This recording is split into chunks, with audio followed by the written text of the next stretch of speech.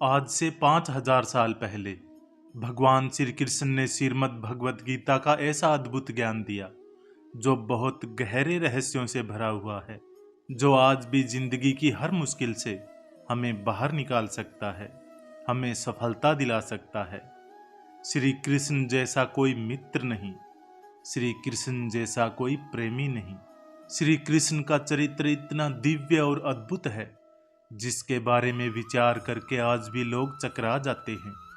आज हम उन्हीं श्री कृष्ण के जीवन और ज्ञान से कुछ चीजें सीखेंगे जो हमारी जिंदगी को पूरी तरह बदल सकती है। इसलिए इन बातों को समझने के लिए आपको इसे अंत तक पूरा सुनना चाहिए।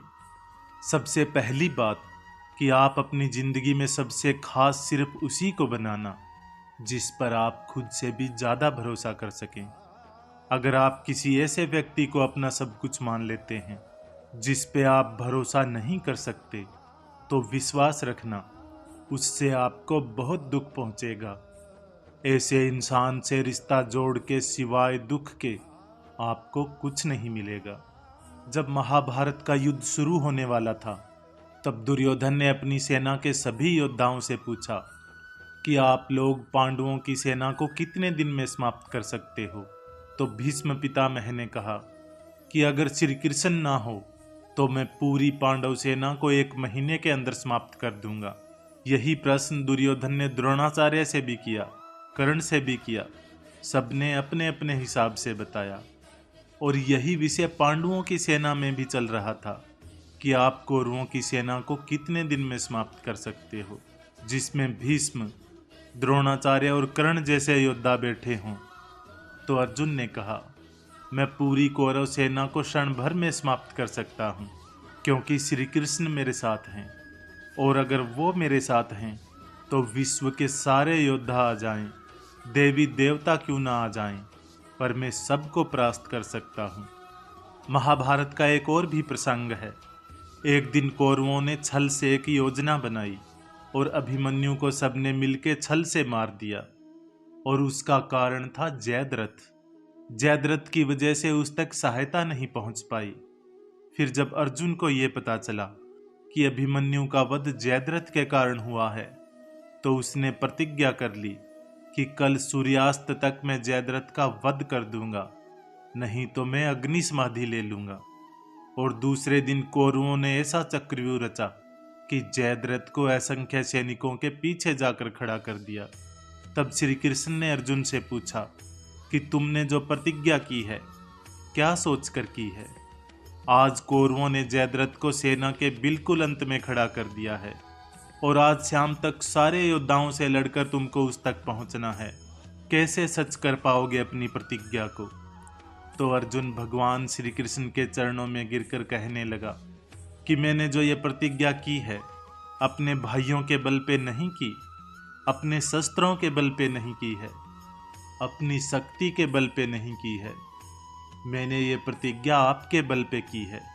मुझे पूरा विश्वास है कि दुनिया की ऐसी कोई प्रतिज्ञा नहीं है जिसे आप सच नहीं कर सकते। अगर आप मेरे साथ हो तो सारे ब्रह्मांड की सेना भी सामने क्यों ना खड़ी हो, आप मेरी प्रतिज्ञा जरूर पूरी करेंगे। और उसकी वो प्रतिज्ञा श्री कृष्ण ने पूरी की भी। तो इन कथाओं से हमें ये शिक्षा मिलती है कि जीवन में जिसे भी आप सब कुछ मानो, वो उसके लायक होना चाहिए, वो इंसान वैसा होना भी चाहिए। हम भरोसा तो बहुत कर लेते हैं, पर लोग उसके लायक नहीं निकलते। तो ये शिक्षा हमें अपनी जिंदगी में जरूर अपनानी चाहिए। श्री कृष्ण की दूसरी चीज हमें मित्रता निभाना सिखाती है, दोस्ती निभाना सिखाती है। श्री कृष्ण का लालन पालन एक धनी परिवार में हुआ, पर उसके जो मित्र थे वो बहुत गरीब थे। वो अपने मित्रों से कहते थे कि तुम लोग अपने पैरों में चप्पल क्यों नहीं पहनते? तो उनके मित्र कहते कि हमारे पास चप्पल पहनने को है ही नहीं, तो हम पहनेंगे क्या? तो श्री कृष्ण ने भी उस दिन से चप्पल पहनना छोड़ दिया।